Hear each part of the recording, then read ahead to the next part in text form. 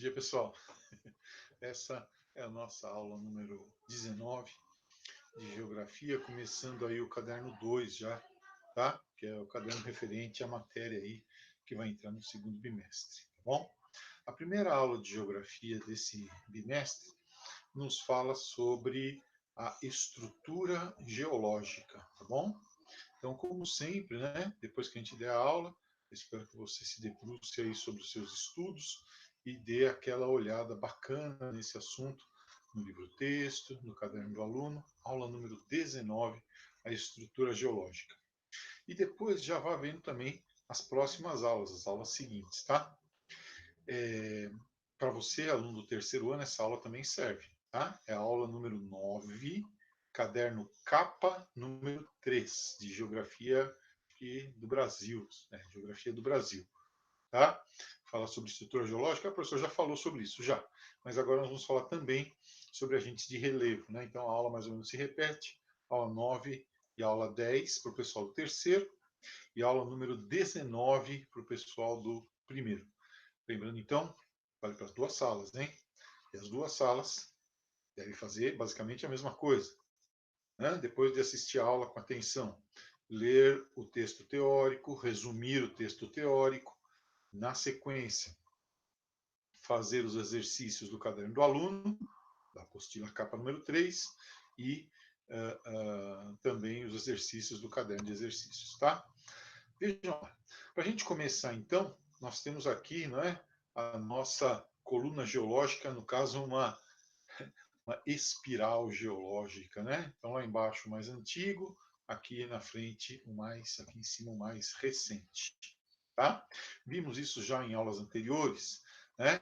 A princípio, todos os continentes unidos num supercontinente chamado Pangeia, que depois se divide em Gondwana e Laurásia, tudo isso cercado pelo Mar de Tétis.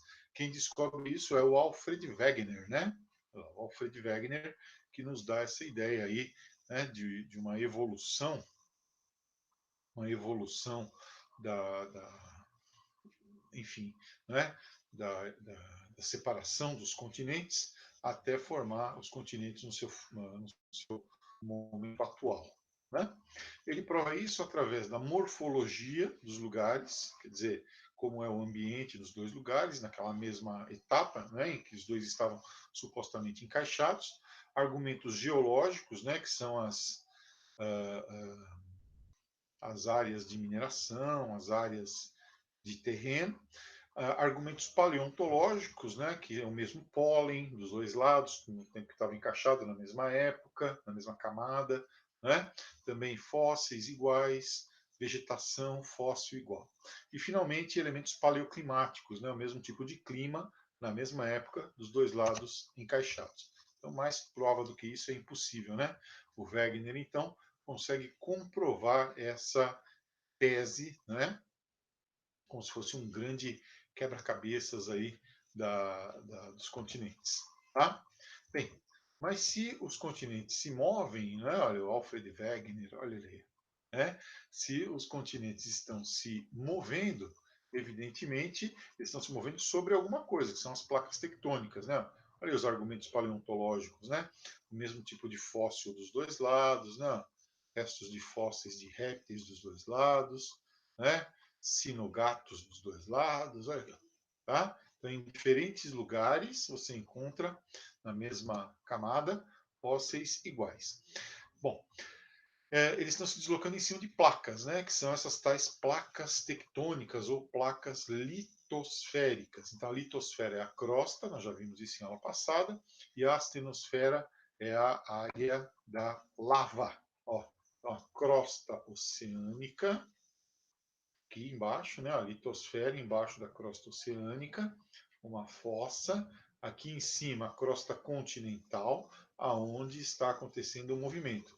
Esse movimento que se dá em função dessas correntes convectivas de lava que nós já explicamos para vocês, que ocorrem lá na astenosfera ou no manto, né, que é formado por magma, por rocha derretida. Em cima dele, as placas, e essas placas aqui em cima na crosta, né, se movimentando.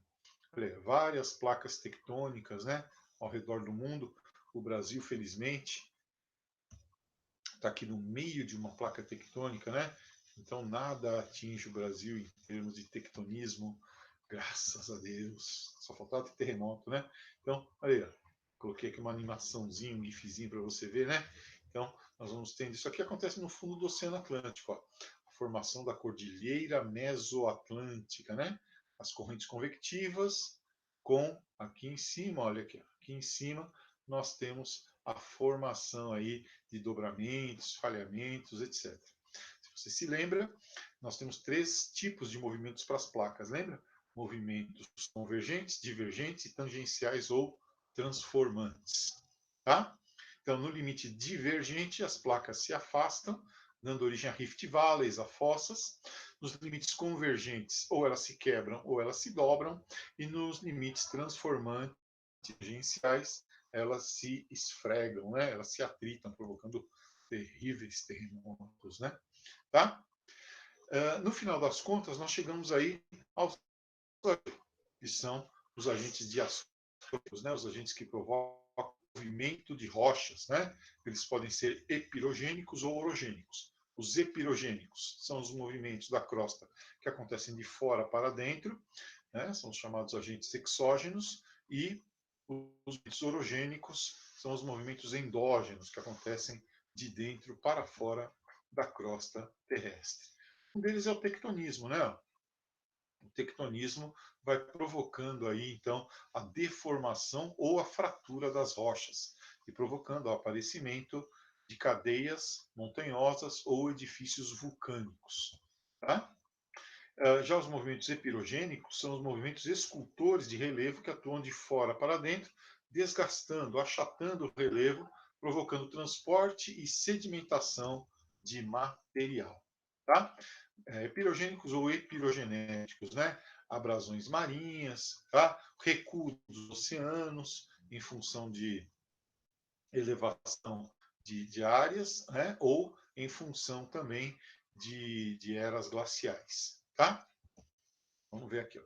Então, na maré alta e na maré baixa, ó, nós já temos, né, a ação da maré provocando aí a redução da crosta terrestre, né? A maré indo para baixo, para cima, provocando aí a abrasão, né? Os orogênicos, então, formam montanhas, os dobramentos modernos, os falhamentos, os edifícios, as montanhas vulcânicas, os edifícios vulcânicos são movimentos orogenéticos ou orogênicos. Quando eu encontro rocha mais mole, né? Olha o que acontece aqui, pessoal. Nós temos um dobramento, né? Dobramento. Os Andes, os Alpes, Montanhas Rochosas, Himalaia, todos eles são dobramentos modernos, tá? Os dobramentos antigos, como a nossa Serra do Mar aqui, como os Montes Apalaches, né? Já são áreas que sofreram sedimentação e desgaste. Agora, quando eu tenho duas rochas muito duras, duas formações muito duras, eu acabo tendo falha ou fratura, né? Rochas rígidas, né? Então elas vão fazendo pressão geológica uma sobre a outra, e aí eu acabo tendo a elevação de uma, né? Pela pressão do magma ou o rebaixamento, quando uma sobe a outra rebaixa, né, naturalmente, ou com a força igual, as duas se atritando. O vulcanismo é um resultado desse diastrofismo orogenético, né? Então, são a lava do manto superior aqui, ó, é a lava do manto superior, a rocha derretida, que extravasa e ela mesma vai formando o edifício vulcânico, né? Ela mesma, essa lava, vai depois solidificando e formando o edifício vulcânico aí com rocha magmática, né? Depois, quando tem desgaste, rocha sedimentar, quando tem mistura de magmática com sedimentar, é a rocha metamórfica. Bom, olha, o geyser, né, é uma forma de vulcanismo, né? Então esse vapor aí que não é apenas água, né, mas que é também um vapor cheio de gases de outros tipos, enxofre e tal, acaba subindo aí à superfície, né? O abalo sísmico ou movimento sísmico é quando ocorre a separação de uma placa tectônica, é o encontro de placa tectônica, é o esfrega-esfrega de placa tectônica. Né? Provoca aí um abalo ou movimento sísmico ou terremoto, a mesma coisa.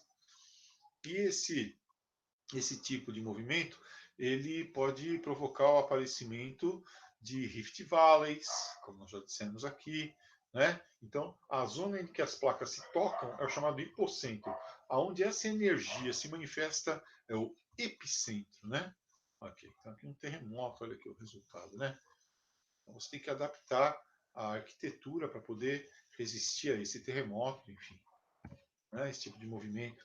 Né? Quando esse epicentro acontece no oceano, a manifestação dele no litoral se dá tsunami, como aquele terrível que nós tivemos lá em 2005. Tá? Movimentos exógenos são aqueles que provocam desgaste de material, né? É o intemperismo, desgaste das rochas. Tá? Então, desgaste, erosão e transporte e sedimentação. Então, aqui nós vamos ter a formação. Isso aqui feito no paintbrush, né? Muito feio, né? Ó, aqui nós vamos ter a formação de um planalto, transporta material que vai para a bacia sedimentar, formando uma planície aluvial. Né? Então, bacia sedimentar, escudo cristalino, geoestrutura e geoescultura. Muito bem. Era essa daí, então, a nossa aulinha para você a respeito desse assunto, que é a estrutura geológica do planeta Terra. Espero que você tenha aproveitado. Lembrando, então, que nós já vimos a aula seguinte, né? Então, 19, 20, provavelmente, no primeiro ano, 9 e 10 no caderno 3 capa do terceiro colegial, tá bom? Os agentes do relevo. As próximas aulas já vão se referir às formas que o relevo pode assumir. Assista o filme Tsunami, é legal. Não é chato, não. Assista, tá bom, pessoal? É isso. Boa aula. Aproveitem, façam a lição que eu pedi. Lembrando, se não acessou essa aula, ou aulas, essa não, né? Se não acessou aulas anteriores e tal, procura lá no canal do YouTube, São José Barravelos, cursos preparatórios, todas as aulas estão lá.